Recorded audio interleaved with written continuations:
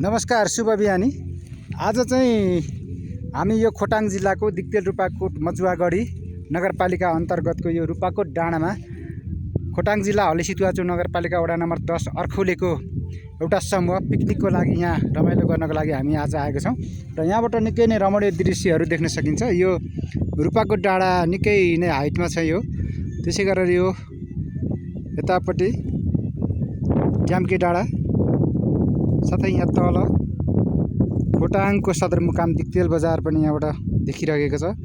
त्यसै गरेर यहाँ हाम्रो आर्मीको टोलीहरूले यहाँ चाहिँ ट्रेनिङ गरिरहनु भएको छ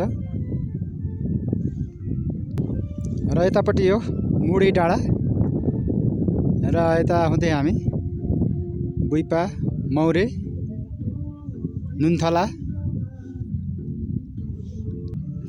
हुँदै यो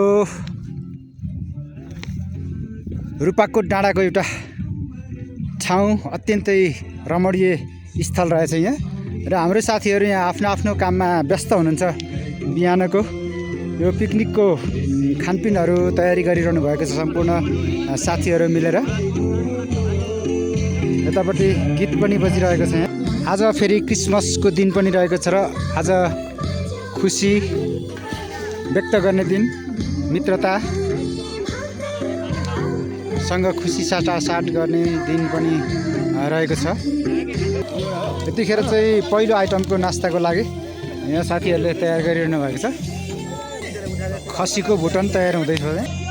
सेकुवाको लागि चिसो मौसममा आगो एकदमै जलेबली।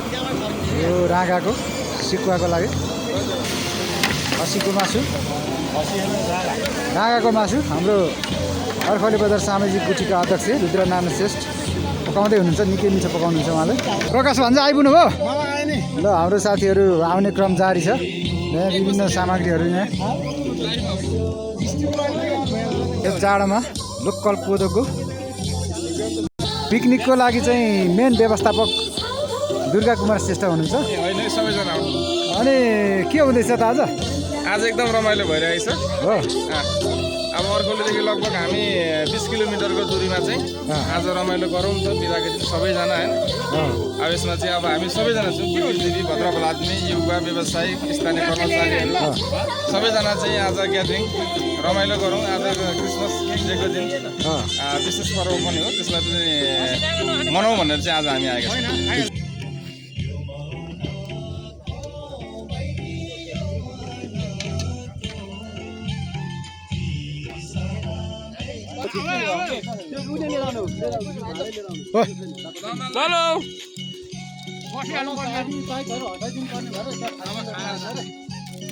खाजा खाने हो भने त्यसो सारे फर्काइनस्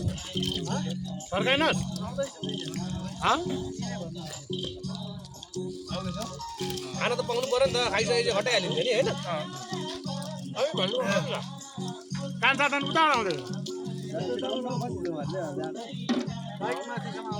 बाइक यसमै आउँछ अरे त। झोल हालेको खिचेको छ।